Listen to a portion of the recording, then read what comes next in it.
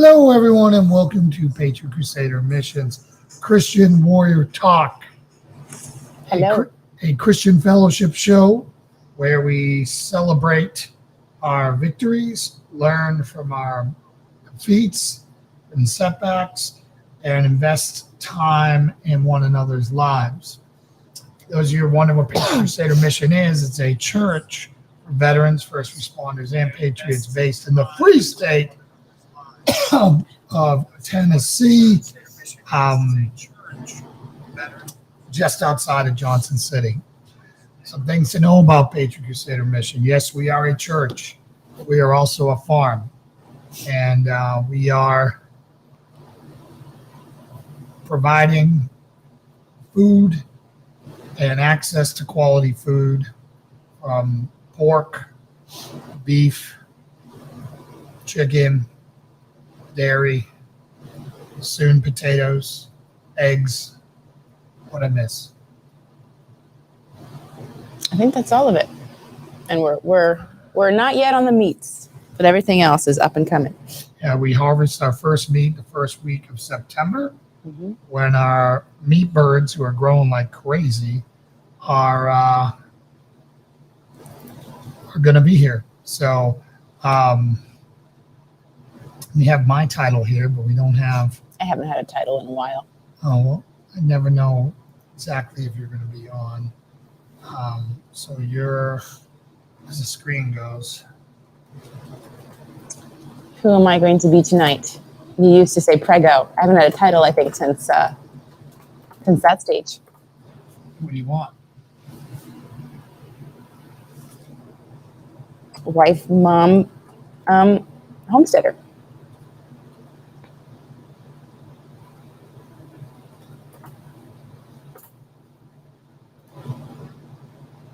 Wow. Okay. That worked. I don't have any Jesus in my title. Can that be assumed? Huh? I said, can that be assumed? Yes. That I don't have Jesus in my title tonight. So it's good to see everyone coming on here. So on this program, when you come on, it is our tradition to sound off with strength and honor, and when you do, we'll give you a strength and honor, strength and honor, strength and honor. Now, I am drinking an adult beverage. Lauren is not. You do not have to drink an adult beverage to partake in this. Do not let that be a stumbling block for you. If alcohol is a problem for you, don't do it. Drink water or seltzer or sweet tea or unsweet tea or anything else other than what causes you to stumble. Mm-hmm. So those are the rules. Everyone else, we are drinking responsibly in our home next to my wife, and we won't take it too far. We're modeling appropriate fellowship and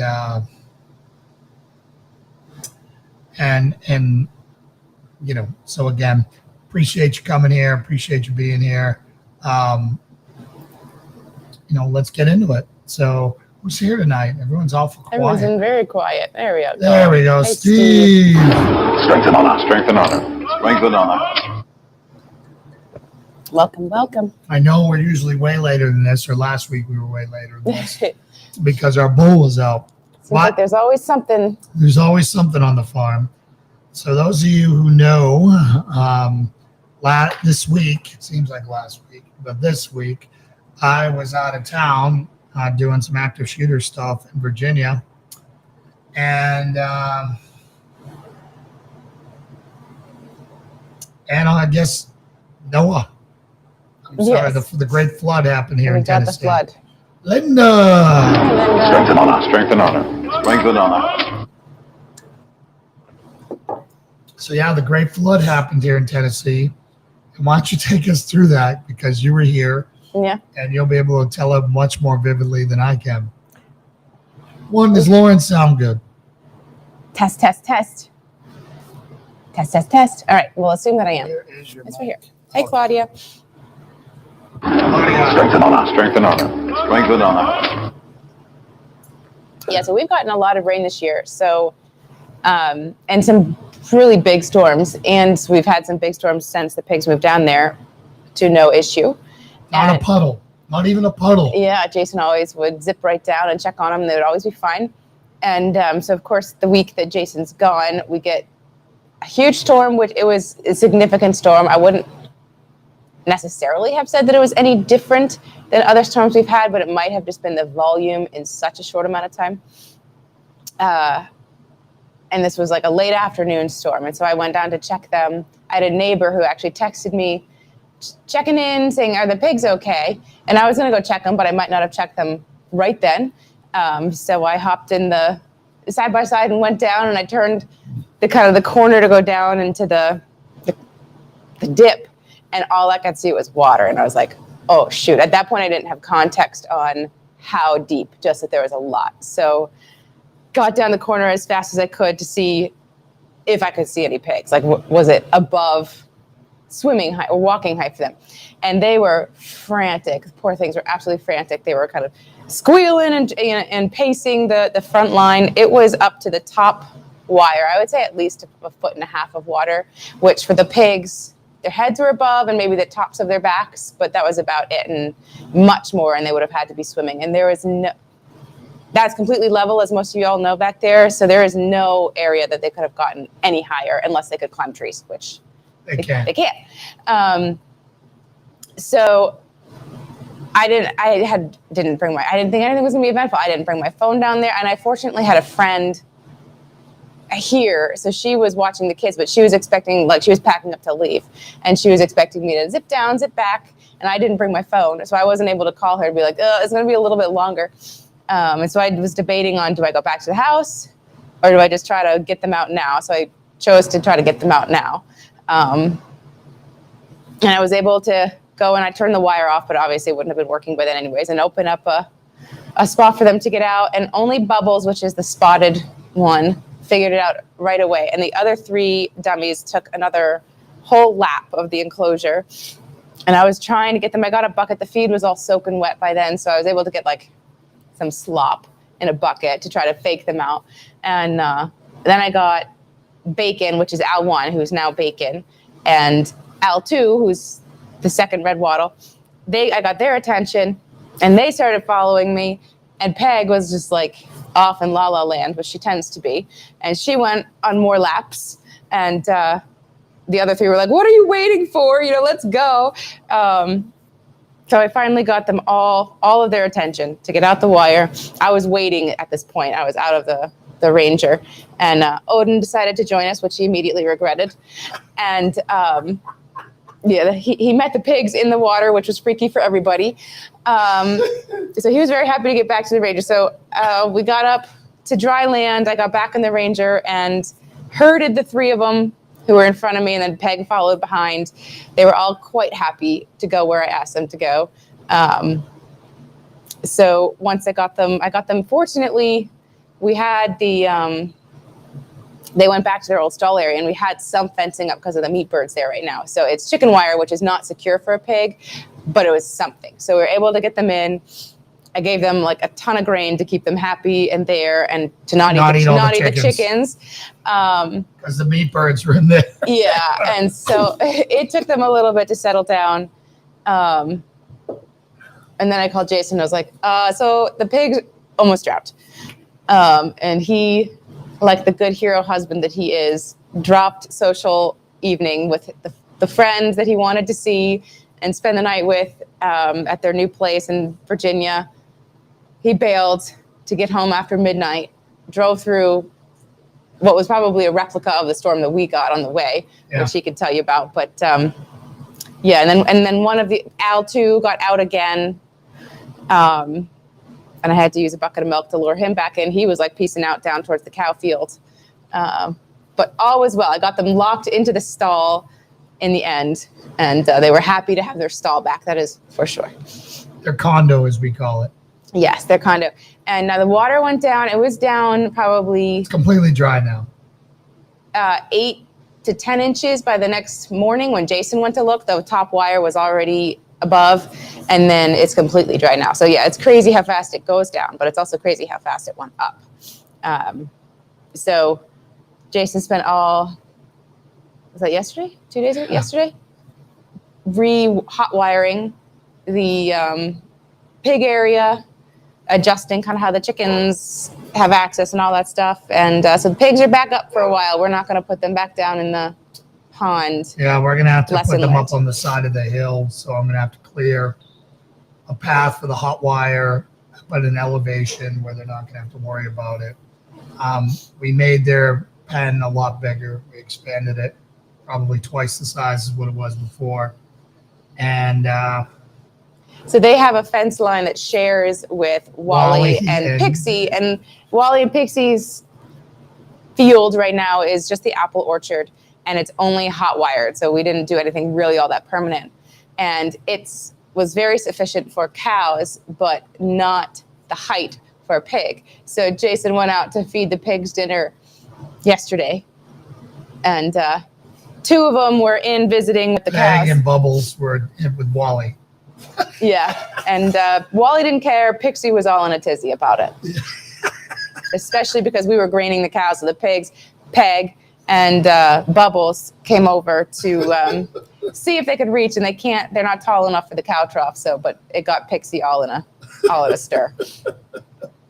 So the Adventures funny on the thing is the homestead. following. So I got home at midnight, and I went to go check on them first thing in the morning, and they were a bunch of hungover college kids. No, They were flopped all over the place, feet up in the air, ears everywhere, totally passed out and they are crashed. so happy to have their. Yeah. Oh, but here's the Lauren's quick thinking. Strength and honor. Strength and honor. Making the Strength right and honor. call and saving the piggos. It would have sucked to lose the entire herd. Yes. So again, it's a learning curve. God is merciful. If that rain had happened overnight, those pigs would have been dead. There's no way Lauren would have gotten her butt up out of bed. The to get only in hope there they would and have give had her- is that the water peaked and then went down quickly. Yeah, because they would have gotten, at least they could stand. If they were swimming, they definitely would have been toast, but Yeah. they might have been able to stand that entire time. Um, But yeah, scary. yeah. So, anyways, they are in good spirits now Hmm. and happy to be back in the condo. They're happy to be back up where they are more likely to get treats on a regular basis. Yes. So they've They're already not gotten- forgotten about in the back of the. Thank you, Claudia. Yeah, just Stop whenever you. So the whole thing we were thinking of last Friday is imagine if the bull had gotten out while I was gone. So right now we're about to yell at Odin Dude. because he's Stop. the worst dog on the planet. Come here. I came home No. earlier today. No, not yet. Came in earlier today, and he was on the table, Stop. on the kitchen table, being a bad dog. So he got the wrath. So Scott, good to see you. Strength and honor. Strength and honor. Strength and honor. And Captain Caveman. Strength and honor. Strength and honor. Strength and honor.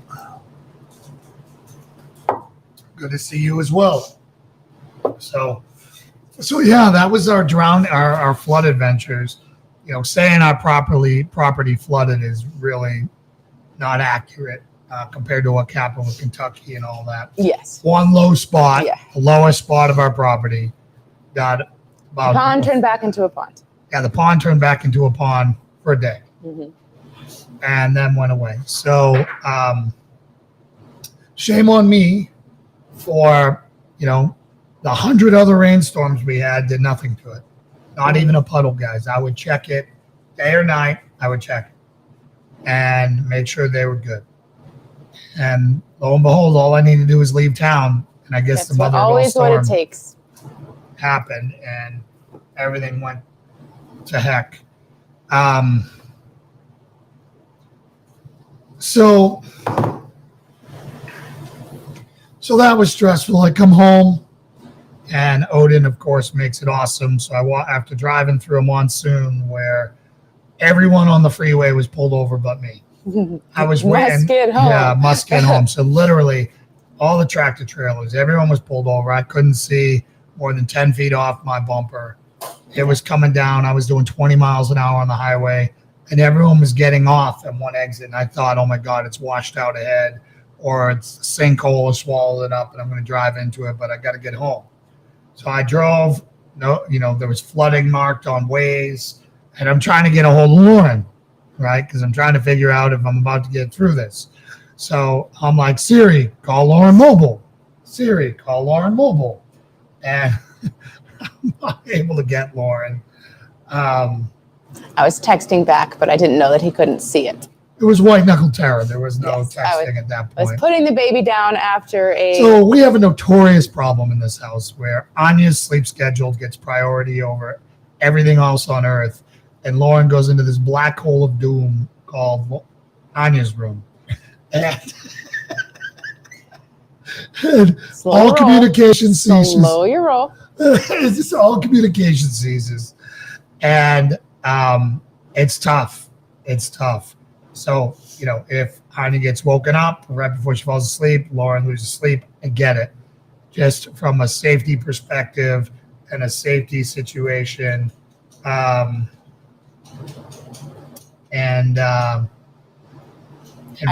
And from all that stuff, not the way to do it. We're going to have to fix that.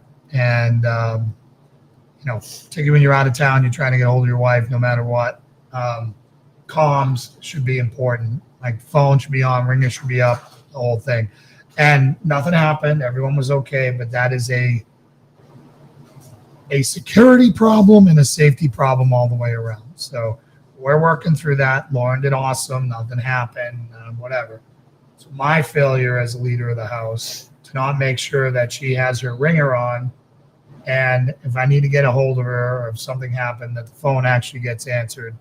And, which is hard to do when you're running a farm and milking and doing all this stuff and 3 screaming kids and 1 in each arm and your phone's on the table and you leave the room. So I get it. We just have to figure out a way to do it better for peace of mind's sake. Agreed? Noted. So, Reno. Strength and honor. Strength and honor. Strength and honor. Reno in the free state of Tennessee, but he's too cool to come visit us, right? He's totally too cool. He's up there making his homemade pizza, and he's got his chicken parm. He's probably growing eggplant, all that great stuff, and he's way too cool to come hang for us. You don't care about eggplant? I don't mind eggplant parm, but it's got to be eggplant parm, which is breaded eggplant. Yeah. Which anything breaded is okay. Patty! I'm Patty. Strength and honor. Strength and honor. Well, you Strength turned and out honor. well for the flood. Sorry, guys. I'm trying not to sniff too loudly in the microphone. So anyways, I drive all night. Not all night. I get home about midnight. I make good time. And there is a big dog turd in the center of the floor. So Odin. I'm going to guess it was Valkyrie. Huh? I'm going to guess it was Valkyrie. Really? It was small. Okay, well, you just said it was big, so okay. I mean, Maybe no, it Odin. wasn't, meaning that it was a multiple logger, but not Valkyrie's booty hole. Sorry, size. guys. Odin or Dylan. Sorry, guys. So I'm like, what on earth? I come home and I already want to kill a dog. So take care of that. Wake up the next morning. All 3 of my girls are sick. So yeah, it's been one of those weeks. And if you guys watch my Instagram video, I've been frustrated. I've been short. I've been all those things. It's just been overwhelming. You go out of town for 4 days, you fall behind on farm chores, the world floods, things are going on. We already, right before I left, we had a microburst come through and trees go down. And we thought that if that one didn't flood it, we'd be fine. That didn't flood and nothing would flood it, we thought, because it was, the rain, it was almost raining to the heaven, upside down. I think the issue probably was that it was shorter. Yeah. And so then after spent the rest of that night before this, driving around, cutting out people's driveways, helping people out. People were trapped. People had, trees come down on their cars. They couldn't get out of their driveway because trees were down and some of them were long dirt roads. So tried to help as best we could. I think did that happen before last week's show? I don't recall. Yeah. It's all one big blur. Yeah. I think that happened. Was that the Friday it happened? I think it was the night before because the pigs got out because of the tree falling down from that storm the night before Solomon got out. And Solomon got out on Friday. Okay. So it's been an adventurous 2 weeks. Yes. So, but a couple things I picked up and I haven't made it through it yet. So I just want to let you guys know. is American Covenant. This is it's been a highly recommended book to me. I haven't made it through. The only reason why I haven't made it through it yet is because it's not on Audible. If it was on Audible, I would have made it through. And then from Mike Lindell's My Store, I picked up the American Patriots Bible. Oh, nice. Which is, it's a pretty cool Bible. I mean, it doesn't have a lot of Bible commentary, but it ties. So it is the Bible? Yeah, it's a regular Bible. It's New King James Version. But, on the little cutouts, it talks about, the Bible and the American presidents, and then it just takes all the roots of how we're a Judeo-Christian country, ties it all in, talks about how important faith was, and again, all the ties from America to the Bible are mentioned in here and cataloged in here, which is really helpful. So again, it's the American Patriots Bible. I'm still working my way through the additional footage of it on there, the original content, but so far it's been amazing. Does your Hope code work on My Store as well? Yes, it does. So if you're going to buy anything can you share what My Store is? Some people might not know. Yeah, so My Store is Mike Lindell's online store. So, oh, nice, Steve. Oh, awesome, Steve. Yeah, and if you use the promo code HOPE, and you get all that stuff. Heck no, Reno. Reno, are you kidding me? I love this weather, right? I mean, I know you're in California where it never rains. And this is super kind of mild and weather. Like in August, it's 70 and 80, high 70s, low 80s. I was just in Charlottesville. It was 96 and raining. Yeah. No thanks. Compared to the seriousness of weather events elsewhere. Love so much of Tennessee. The little things that I don't love, it is what it is. Yeah. But the weather and, again, I'll tell you, as a farmer, having all this rain has been epic. Yes. We haven't even, we rotated the cows to pasture too, and we didn't even have to. We were just doing that so it would have plenty of time to rebound before winter. Well, hello, Parishes. Hey! Wow, that is a name we haven't seen before. Strength and honor. Strength and honor. Welcome back. Yay for internet. Yeah, so so the weather hasn't bothered us at all.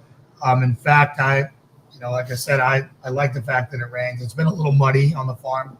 Yeah, I mean, this summer is definitely hotter and wetter more consistently Well, it than was last hotter year. in the beginning, but since the rain, it's really calmed down. Yeah, this upcoming week's going to be nice.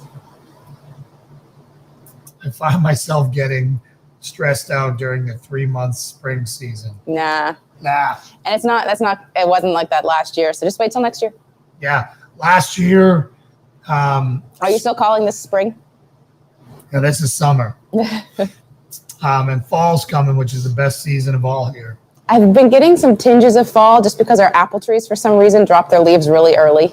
So right around the chicken coop, there's leaves on the ground. Right. And so there's been some times when the lighting's right and the temperature's right. It's ooh, it's a little taste of fall, even though it's nothing fall's like coming, Reno. There's no bugs. There's no nothing. I mean, if you think these bugs are bad, go to Virginia. The bugs are 100 times worse. Yeah. I mean, I can honestly say that mosquitoes here aren't nearly the problem. They haven't been bad, yeah.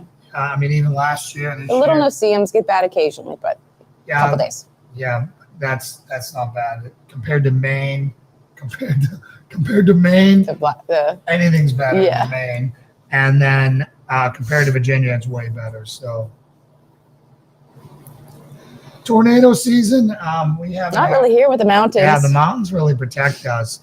So we have watched massive storms come through, and they just part right around our house and around our area because of all the way the mountains are. I mean, it's been amazing. We've had hurricanes go over us and not even know it. Yeah. So Danae. Strength and honor. Strength and honor. Strength and honor. So I've been in Kansas with tornado season. That's a real tornado season. We don't have it here. Even we other had tornadoes places in Virginia. My parents, they just hear Tennessee and they think that all of Tennessee is going to be the same, and they hear weather warnings, heat warnings, weather warnings, all the things in kind of the Nashville or southern areas. Which is a complete, I mean, it's And they're completely like, are you different guys world. okay? Or like, didn't even know that happened. Yeah, we're at over 1,700 feet here in Johnson City. So most of that stuff doesn't come anywhere near us. Mm-hmm. I think I checked and it was like 17. So stop stressing out, Reno. Yeah. Or move closer to us, Reno. You're in Kingsport or Bristol? Can't I don't remember know where you where he settled. is. Where'd you settle? He came here and just vanished on us. I know. What the heck? We've had out-of-towners that we see more often. Yeah, I mean, what's going on, Reno? I mean, I thought we were peeps, man. I thought you were going to lend me a pizza paddle to discipline people. We need some discipline. B needs some discipline. B has been stretching She's her turned legs. into a tyrant 3-year-old Tyrant, hypochondriac. with no social skills. It's like, what the heck happened? Yeah, she went from like a complete joy. To being someone I would not want to be a friend with, which stinks. Yeah, and you know, James. so I'm going to make a recommendation for you guys who want to grow your faith. If you're a firm Christian. Oh, he's not close. He's where 3 is he? hours and 15 minutes away. Okay, you get a pass. Oh, okay. I thought he thought was that you like were in the local. Tri-Cities area. Yeah. Where did he settle? Jamestown, which is, By like Chattanooga? What? it is north border between Nashville and Knoxville. Holy smokes. Okay. All You're right, Reno. excused. You chose the wrong location, man, but I heard it's pretty okay. So yes, you probably get different weather than we do. So Yeah, yes, you go ahead def- and stress out there. Yeah, you can stress out all you want about doing it. I'm just saying up here in Northeast Tennessee in the mountains. Just weather's curious, completely why did you different. choose there? It doesn't seem like that's much going on, but that might have been the point, which is legitimate. But I was in the middle of saying something and I lost it. You were going to recommend, was it going to be, Oh, yeah. So I've been crashing through the Jordan Peterson Genesis series, 2.5-hour lectures on Genesis 1 through right now. I think we just finished the Tower of Babel. And let me tell you, you know, he did this 9 years ago, so he was a lot more, he wasn't as Christian as he is now. So there's some secularity that's in there. You know, he mentions a lot about evolution and why we got there. But I enjoy his lectures so much. One, he's funny. He could be one of the funniest men around. He's so smart and he's funny, right? So, and the application that he teaches is, so the psychology behind Genesis, which is a unique perspective. He's not there to debate whether it's true or not. It's the psychology. not many people look at that in the behind it. Bible. You know, why, what was the fruit? Why is it a snake? You know, all these things. And he comes up with a lot of secular reasons on why it's the way it is. And he's one of the few people who stretch my brain in a good way, right? It's not over my head to where I can't process it and I'm wasting my time. It is, yeah, he does. But I feel myself getting smarter around him and gaining perspective. Applicable knowledge. Yeah, and gaining perspective and gaining wisdom while listening to him, whether it's biblical knowledge or not.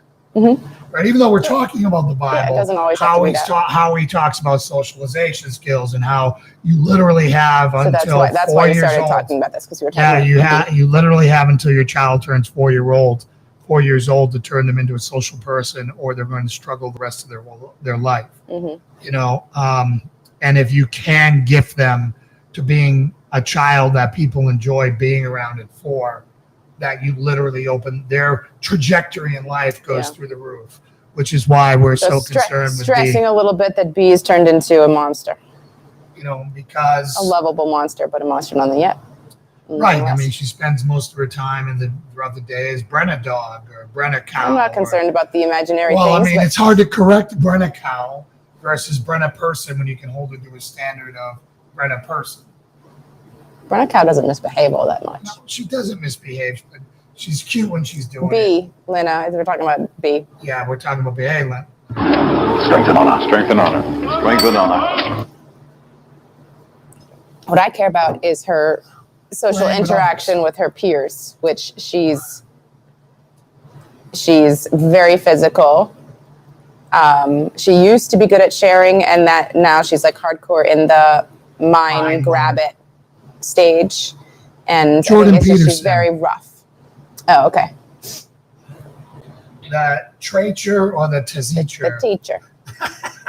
We got Teacher, you. we got We you. got you. Jordan Peterson.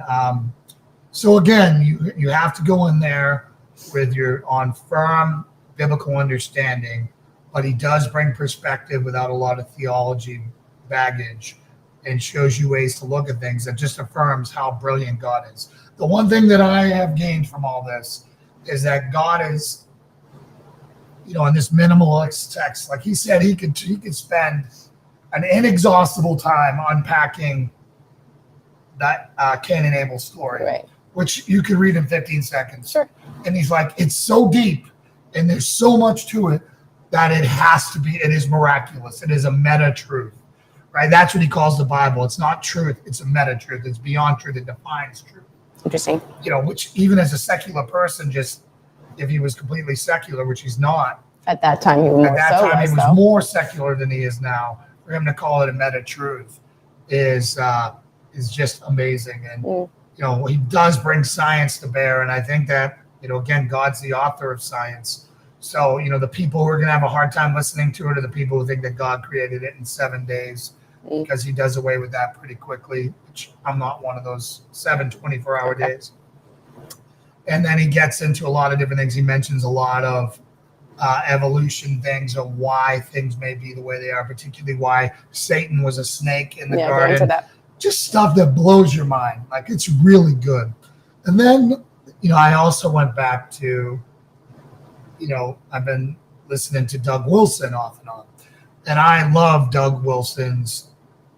lot of Doug Wilson, but sometimes I have a hard time listening to Doug Wilson because he uses big words just to use big words. Yeah. And I don't feel like whipping out a thesaurus and a dictionary to try to figure out what the heck he's saying.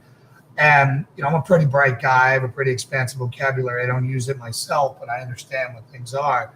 And I'm just like, why would, other than trying to appeal smart to other academics, why would you do that? Right. But I do like how he is weighing in on issues daily. But then I go back to R.C. Sproul, and it is like going back to your favorite meal. Yeah. He's Right. chicken parm. Yeah, he's chicken parm for me. I go there. It's a familiar, good flavor. It's easily palatable. Doesn't light my face on fire. And it's so good. It's so good. He's your Bella Vita Sunday dinner. Yeah, he is so good at what he does. He's so good at taking complex and distilling it to simple. So good at taking the most complicated things, whether it's Calvinism and tulip and What's tulip? that's what defines Calvinism. The 5 points of Calvinism. Tulip is the acronym for it. That TULIP. Total depravity is T. Gotcha. So on and so forth. So it just, he's the only one that can reach me on that. Mm-hmm. I've been getting attacked in my theology quite a bit from the current wave of Arminians that dominate social media. Melissa's kind of kicking around, is always kind of dwelling on those two things, and she's coming down. And the Arminian, or the whatever the P word that I can't remember, that provisionalist, that Leighton Flowers is. So anyways, one thing I can tell you, if you want to grow in your understanding of the Bible, there's R.C. Sproul's and Ligonier Ministries has probably 300 lectures out there where he's taught everything, and he's way younger when he's teaching it, right? I mean, you can see him when he's really young all the way to when he's older. Would you say that, does his teaching change the same way that... No, he's been rock solid the whole way through. What's his face? Paul Washer says that he's changed. Yeah, Paul Washer, again, is another one that I really enjoy because I find him to be a manly man. Yeah. Who is also the most repentant person. Yeah. But he has completely changed in how he shares the gospel. Delivers. In the beginning, everyone was going to hell. Now it's like be easier on yourself. If you're here, you're one of the elect. That stuff. And and he even bashes himself with how crazy he used to be, running through. His whole goal was to be martyred before he was 30 or something like that. So he literally went to the most dangerous places on earth. He's been kidnapped. He's got malaria 3 times, had terrible diseases, suffered awful things, all in the name of Christ because he wanted to be martyred. Yeah. And then now he's completely different in his way. I mean, he's only 2 hours away. I got to go meet him. Yeah, definitely. You'll know when it's the right time. Yeah. So Paul Washer, R.C. Sproles, Doug Wilson, and Jordan Peterson are where I've been spending a majority of my time, as I usually have. Sometimes I go to Vodi Bakum if something comes across my feed and he's talking about something, just because Vodi is another funny, charismatic, not charismatic in his teaching. He is highly intelligent and highly principled. I find myself never going to John MacArthur ever again. I don't think I've ever really listened to anything. Yeah, John MacArthur. I pulled out 3 to 6 minute versions of him where I thought it might have been one of his strengths. And again, I'm not here to bash John MacArthur. I just don't find I get as much from it. Yeah. So there's that. Do you want to share the thought on service times and see what? Yeah, sure. So for everyone here who attends locally or even watches online, we're debating on moving our service times to a day other than Sunday or later on Sunday. We don't want to compete with everyone's home church, right? There's so many people here who have home churches. They've been there forever, and we don't want to snatch them from their church, but if we could be a Friday night service. So the options that were kind of floated were the Friday night instead of this, it would be more service-ish. Could be service-ish. Or Sunday afternoon? Is that where those are? Or Sunday evening, I think. Sunday evening. Yeah. So put in your thoughts for those of you who do watch online or attend. I'm not sure if anyone on here attends. Of whether you'd be interested in either this time being a sermon or instead of the 11:15-ish on Sunday, it being one or two, or I'm thinking is that like right? or 5 or 5, 6. Okay. Like Calvary, like Ken does. Okay. So So put in your we do thoughts. dinner Nothing's after. definite. So it'll be a dinner after or later dinner after, something like that. Just an attempt to try to reach more people because I don't want to steal people from other churches if they're happy there, but I want to give them a chance to come in. So again, if you want to weigh in on that, what your And is thoughts there are. a possibility that it would be and Sunday, or this would be exclusive? Well, I think that's a way to grow it in the beginning because I don't want to lose who we have if that's the only time they can make it. But we'll put it to the congregation on Sunday and the next few Sundays. And, it's something we're going to be doing in probably 30 days if we move it at all. Yeah. But it's all to be able to grow the base we have here and have people come here to supplement maybe what else they're doing somewhere else. Yep. So everyone's being quiet. Tell us your thoughts. Would you listen? They're all out of towners, so they're like, we don't even watch on Sunday anyways. Well, Scott does. Or not Scott. Scott does too, but Steve. Steve does, yeah. So Sometimes. But I kind of really wanted to talk about, which was in the title, Finding Peace in the Storm, is how to get back to grounded when everything's going off the hook, when you're struggling, when you're overwhelmed, when the stress is going on, you're not great company. How do you get centered? Now, one person who I think who is really good at this is Lauren. Lauren is really good. Thanks, Steve. Lauren is really good at recognizing a destructive pattern and talking about, you want to talk about how you recognize that and how and what you Well, use? Through my faith walk and kind of using sermons and understanding things to kind of break down different emotions and then how you should handle them as a Christian, and agreements and all of that kind of thing. I've acquired the skill of being able to recognize much earlier on when something is different in how I'm handling things, and I can trace it back a lot more successfully to the actual cause versus the Band-Aid cause kind of thing that, with the Association you have in the moment. Yeah, so it's not actually that Odin was on the table, or it's not actually that B talked back. It's because, something bigger, I can't think of an example right now, but happened either that morning or kind of generally I've been feeling that way. And little behaviors. For me, it's one of my issues is wanting to be perfect and feeling like I need to be in control always. So generally it's like little things that it's demonstrating to me that I'm not in control that ping back to that bigger kind of wound that, and so now I can identify it more and figure out what I need to do to not use people and everything around me as an outlet for it and to handle it differently. I'll ask God to help me to not sin in that moment. I recognize it's happening. Please help me to not sin through this. Please help me to not sin through this so that I don't get. Oh, that's really profound.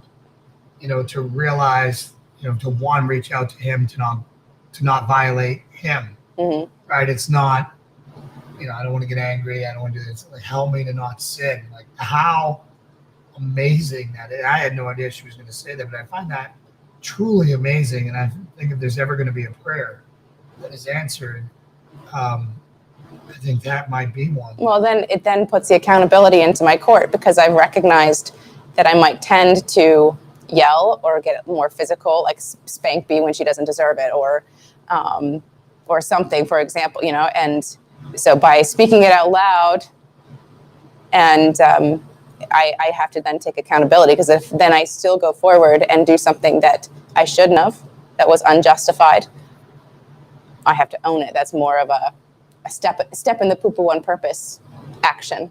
Right. So you're purposefully sitting at that point. Yeah. I find that to be profound and, very unique, and I think something that we could all learn from. It doesn't always work, that but is it's what I not try. typically what I pray.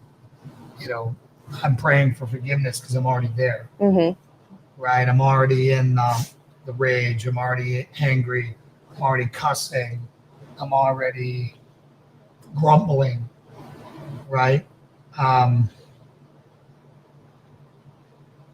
So, I think that's profound for you to be able to sit there and say, God, help me not sin during this trial.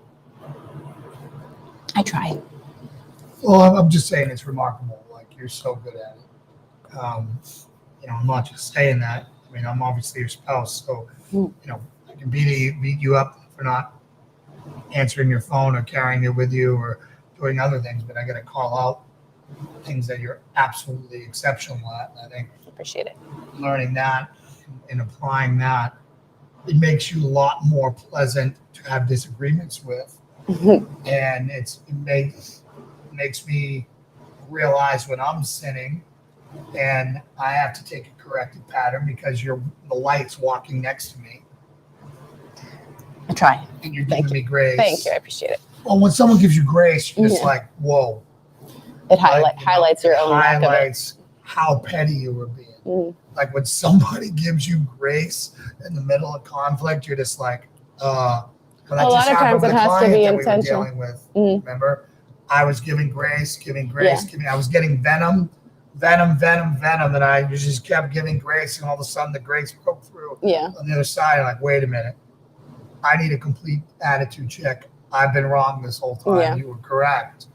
And, that's just one example of how heaping coals of grace on someone really Thank does you, work. Rena. I'll use it to make them pizza, not to beat anybody with it. I have to catch myself a lot, and I am nowhere near as consistent with it as I would hope to be, on kind of recognizing a behavior, like actions from you or things that you say from you that are tied to generally major stress, something that I can empathize with and love you through, but the actions being not so great, and stop to recognize that I do them myself. So why should you don't deserve me to be unkind towards how you are acting, because I do that too. For example, like when you're stressed, the knee-jerk reaction to everything is going to be a negative thing, like the pessimistic outlook versus the optimistic outlook. Yeah. And as someone on the outside of that, it can get frustrating when you know that that's perpetuating the bad mood, to constantly be going to the pessimistic thought process that's going to just prolong it. And you're like, just say something positive, just try to find the silver lining. But I know I do it too. And so I'll be in my bad mood and I'll catch myself saying everything is, you'll be trying to cheer me up, and I'll come out and say the one negative thing that I could say about it. So I try to remember that too, that when I might be getting annoyed kind of for your sake, because I know that you could try to get out of that bad mood, to give grace instead of feedback into it, if that makes sense. It does. And the quickest way out of a bad mood, or the quickest way out of chaos, is gratitude. Mm-hmm. Instead of woe is me and about the pigs and all that, saying, holy smokes, nothing permanent was done. Mm-hmm. You know, one of the things that happened when I was in Charlottesville, visiting friends, you guys have seen the Patriot Crusader mission truck. Hard to miss. Someone took a knife and scratched the Crusader up and put a big long gouge in the side of my truck. Some liberal person did that. And, that really bummed me out. Mm-hmm. Really bummed me out. We put a lot of work into that. We don't have a lot of money. Yeah, it's a nice new truck. You don't want to keep. It's a nice new truck. It's a year old. And now someone put a big knife gouge in the side of our truck and did about $1,000 worth of damage. Mm-hmm. And we're just like, come on, man. Like, I didn't do anything to anyone. I didn't talk politics to anyone. I didn't do anything. Well, finish your thought. But it's why we left Charlotte. That's what I was going to say, yeah. We knew that if we were who we were there, that the persecution. You would never let me put a Trump sticker on my car, or your car for that matter, because you knew it was going to get someone keyed. Would throw a brick at a your minimum car, it was going to get keyed. Yeah.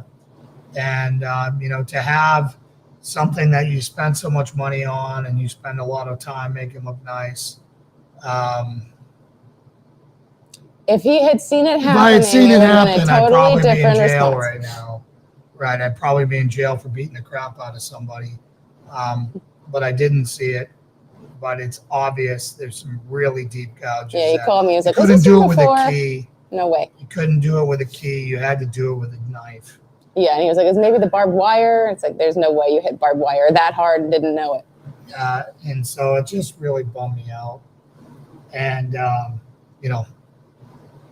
just got to give grace. You got to forgive him for destroying your property and being mean and being insane. I think it's Thanks, Steve. I appreciate it. Well, I think you should kind of maybe draw attention to it as far as, I don't know how I was going to maybe put it back. This is the reception that, and I think the people that we were trying to reach would empathize with that response to something that they believe in. At the same point, I was at the IVN with a good friend, Greg, a doctor friend of ours, who's been such a good friend. And when I came out, there was this Hispanic dishwasher and busboy out there, and he was waiting out there to take a picture of my truck. Really? And he's like, in very broken English, it's so beautiful. It's so beautiful. Can I take a picture of it? Oh, very cool. Of course. And he was walking around just taking pictures of it, and just, you could tell that the Christian, he was probably Catholic. Yeah. But it really resonated with him, and he thought it was beautiful. And then the next morning, those I woke Democrat up to a Hispanics that everyone. yeah, and then the next morning is when I noticed the big slices in it, which was not there. It was back at the hotel. Yeah. Gotta love Charlottesville. Yeah, and I had a bunch of unkind thoughts about that place. Instead of praying for it, I found myself cursing the place. And then let's get to what happened here in our country. Today during my video, I was saying how we haven't made it up to the cross in a long time because it's been so rainy and so muddy and so wet. Not in a peaceful kind of way, anyways. Usually it's with B, and the second she gets up there, she wants to leave, and it's a test of patience. So I went up there alone, and I did a stream as the sun was setting behind Buffalo Mountain. And one of the things that was such a great visual was that, it seems like everything's coming off the hinges in our country. Persecution's at an all-time high right now. My truck just got slashed.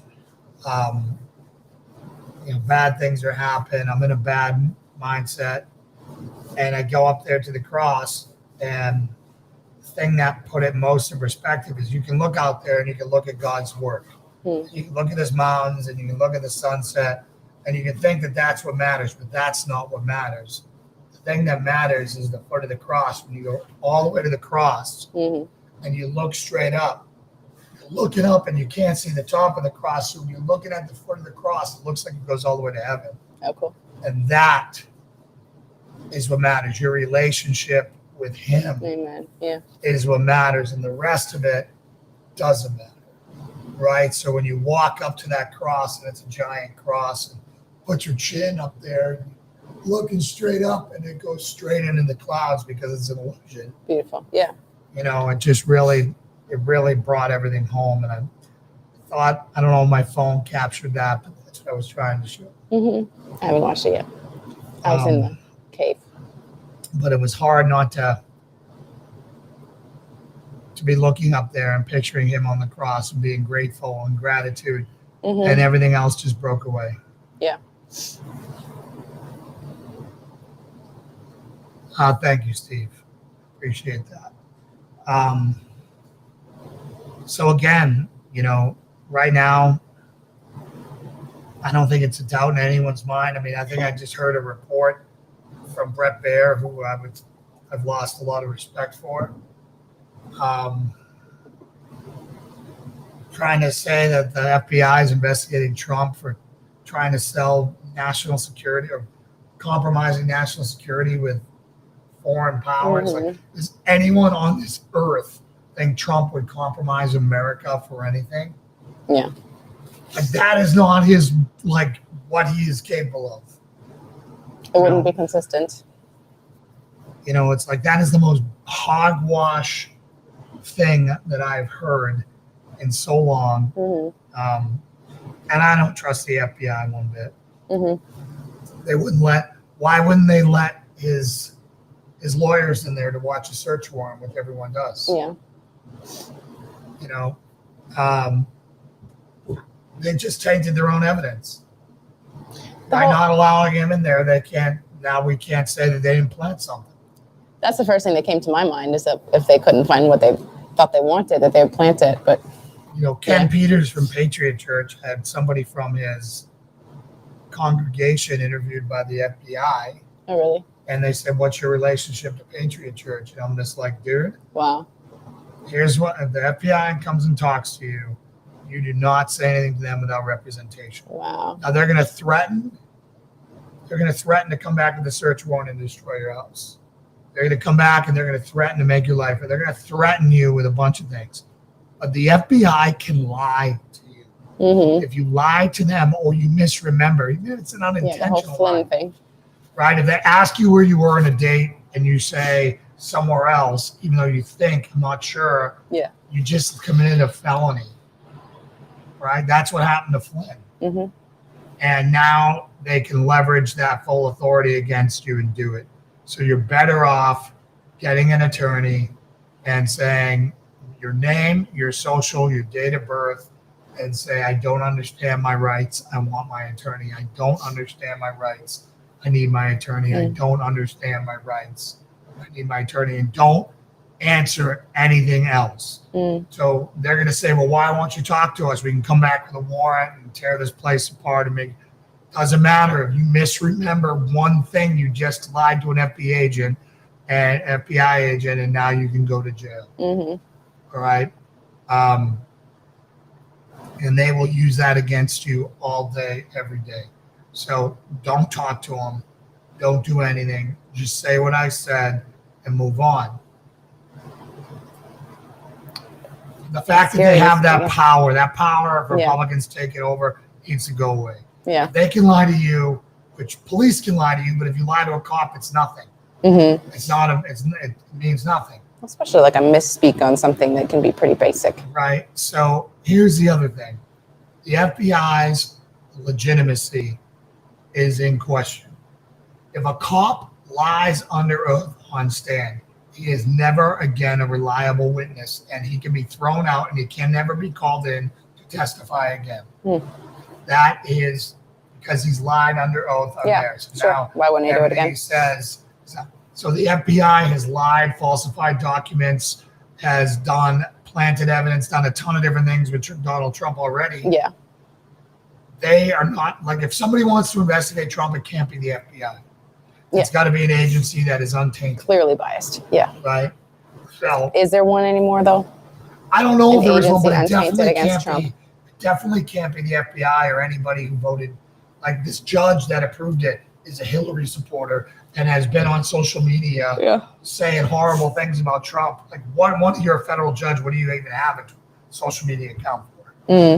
Right? I mean, that just shows you you're 100% correct, Reno. Which brings me to my point. We might be moving to Rumble or True Social or wherever, because I don't know how long YouTube and Facebook and the rest is going to let us say things like I just said, like about the FBI. Yeah.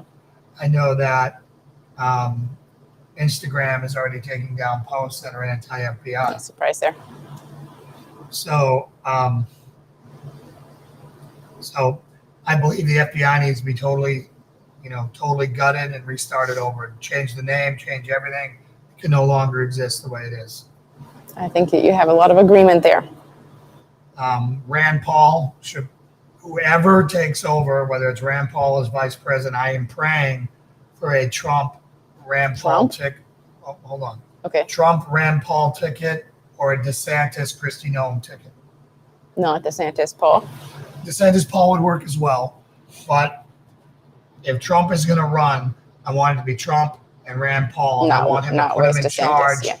I want him to put Rand Paul in charge of redoing Fauci and all the agencies that screwed up our COVID response. Yeah. And I want him to put Rand Paul in charge of our 3-letter agencies and revamping all that. Yeah. It can't be anyone else. Rand Paul is above reproach. He has hated them for a long time. He wants no power for himself. Him and his father have been warning about this for 60, 70 years. It should be him. And if it's DeSantis, Rand Paul, so be it, or whatever, he should be appointed over this, and I think that he would be the perfect person for it. We'll see what happens. I thought it's interesting that Trump won that straw poll so handily. Yeah, that I don't know what's going on with that. I don't know. I mean, I'm a Trump fan, but if you had to ask me right now, would I rather Trump run or DeSantis? I would say DeSantis. I think people are voting emotionally, not logically, with him. Right. So they just want him to come in and kick butt. And everyone who keeps asking for a Trump DeSantis ticket, stop. Just stop. Just stop. DeSantis has nothing to gain by running with Trump. He'll have to defend every single thing that Trump says that is anti-PC for the rest of the time. He doesn't need it. He's running the most successful state ever. He served in the military. Yeah, he's got all kinds of creds. The guy is amazing. He is a future president, I hope, and he has no need to be attached to Trump. If Trump runs and Trump wins and DeSantis doesn't, the benefit of that is that DeSantis can separate him from Trump. He doesn't have to defend everything Trump says because Trump's going to say a lot of stupid stuff. I mean, he does. That's his MO.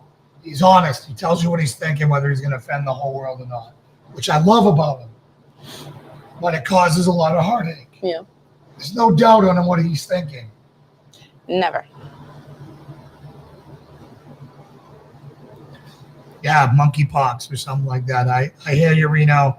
I'm hoping that if elections still matter, we'll know in the midterms. If it's not a giant red wave, then we know elections don't matter, and we need to start pushing for the 3-state solution, which is the West Coast, the East Coast, and the South Coast. What states in the middle who are not on the coast, who they want to affiliate with, they can decide. But I think that's the natural breakdown. Everyone has a coast. Everyone has a trade route. Everyone can do what they want. Yeah. Whether they share the military or not, I don't know.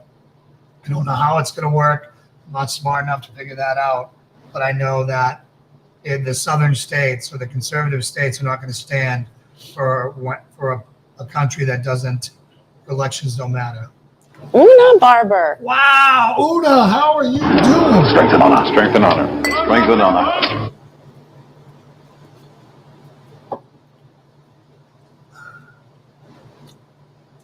So are you talking about Trump? That's what I'm guessing. Yeah, I agree with you. Can we share this so that people... Yeah, I'm a massive Trump fan, and I just think that the odds of DeSantis winning.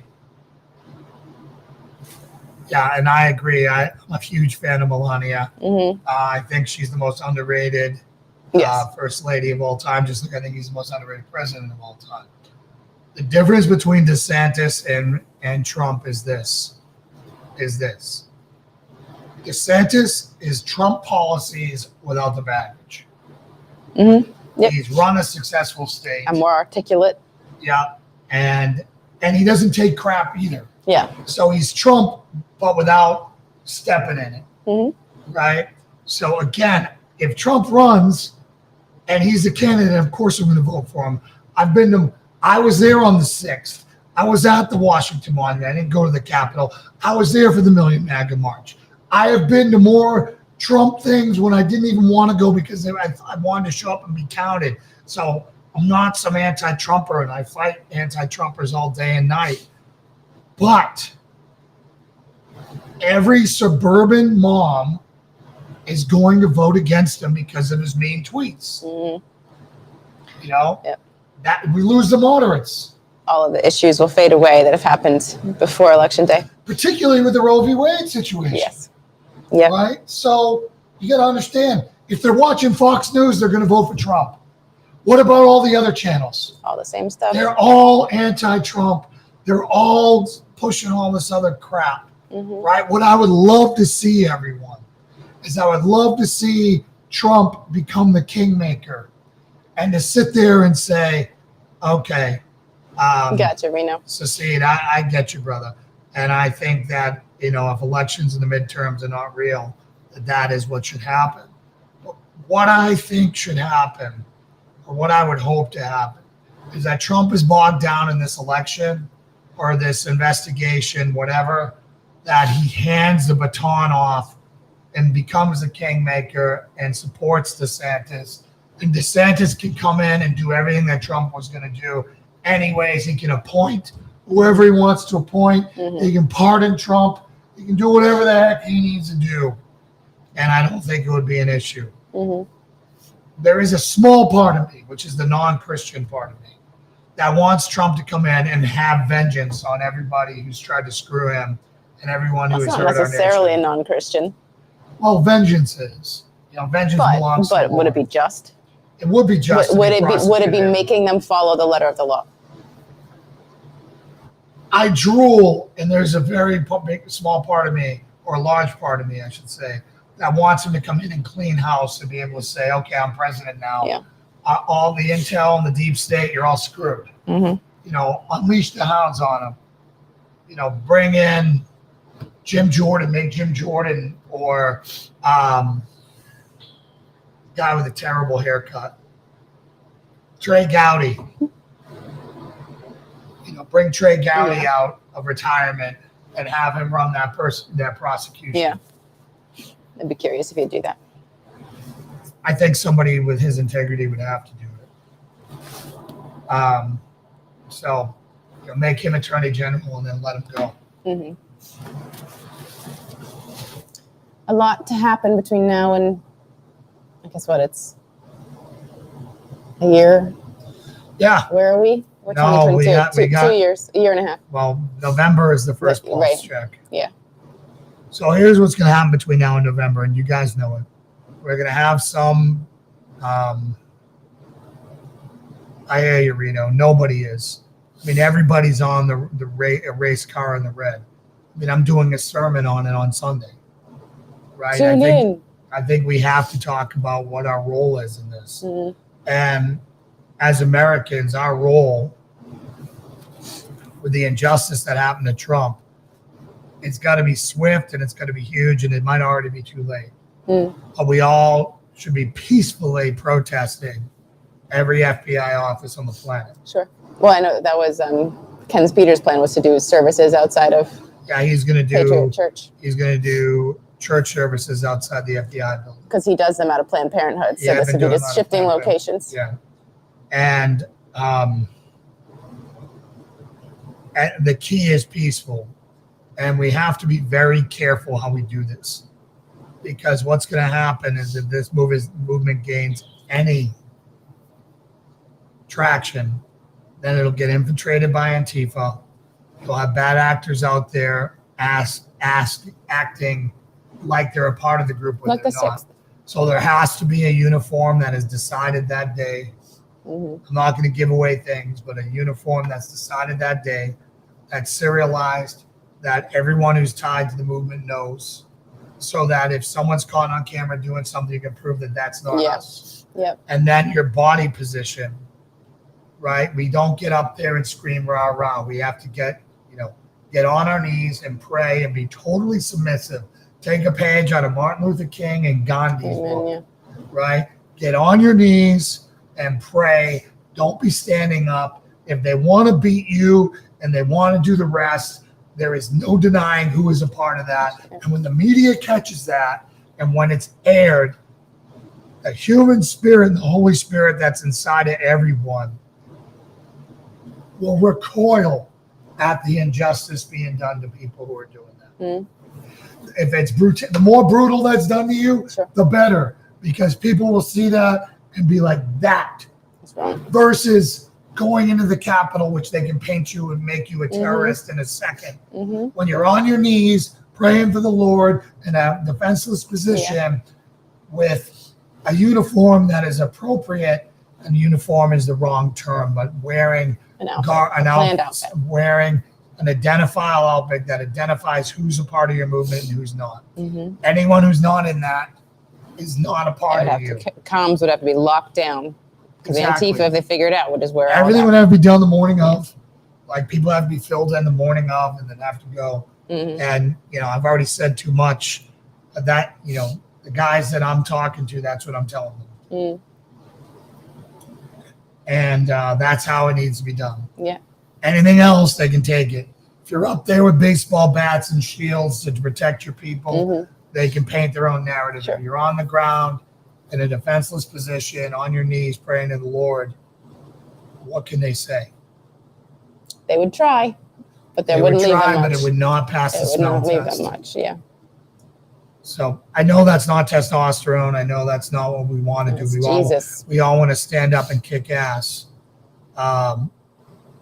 We all want to go out there and we want to go fight Antifa. We want to go out to that just makes you a mutual combatant. The press can do whatever they want with that story. Even if Antifa brutalizes 100 of us, if one of them gets a lump, guess what they're going to say? There was violence on both sides. Sure. You know, so again, you know, those are just my initial impressions on things I've been thinking. I've been trying to think of maybe, hey, do we have a security team for the people who are vulnerable and they're there to watch their backs? But I just know they're going to be goaded into doing something. And when they're goaded into something, it's going to be awful. If Martin Luther King was Malcolm X, nothing would have ever changed. If he was a militant and he was violent and all that injustice, nothing would have changed. He and Gandhi and Jesus nailed this. So, anything else you want to add? I don't think so. All right. Well, you want to pray us out then? Sure. If there's any more comments before Lauren starts, you got a minute. I want to give Strength and honor. Strength and honor. Strength and honor. I drop. All right. All right. Go ahead. Dear Heavenly Father, Lord, thank you so much for this time of fellowship. As always, we deeply and humbly appreciate the time that each person here has given to us on their Friday night. We know that time is precious, and so the fact that they spend it with us faithfully every week is it means the world. So thank you again for their presence in our lives and their support of our mission. And I just pray that you use that support as you want to. I'm sure that you brought each and every one of them into our life and to cross our path for a reason, Lord. Lord, thank you so much for the hands that you had on our farm this week, that things that went wrong didn't go more wrong.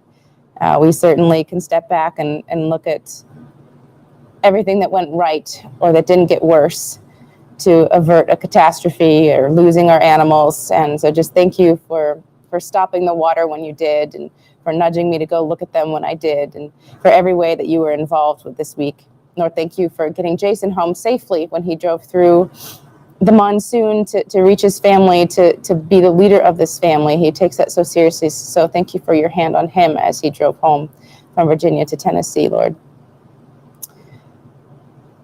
Lord, thank you for the eyes being opened, and we're in talking about politics and what's going on in our country. Thank you for using this event with Trump and the warrant and the raid and everything to open eyes that might before not have been willing to open. And I just pray that you use it in every way that you need to turn people back towards you, Lord, to right the ship of this country, so that people with a passion for the country, but more importantly, a passion for you, can steward it back to the country that it was and should be.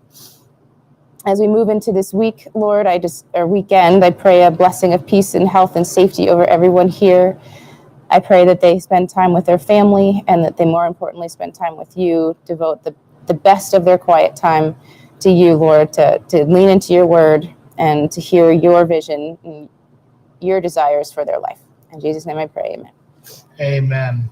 All right, everyone. Good night, my friends. Godspeed. Have a blessed weekend. You too. Good night, everyone. Have a safe weekend. Same to you.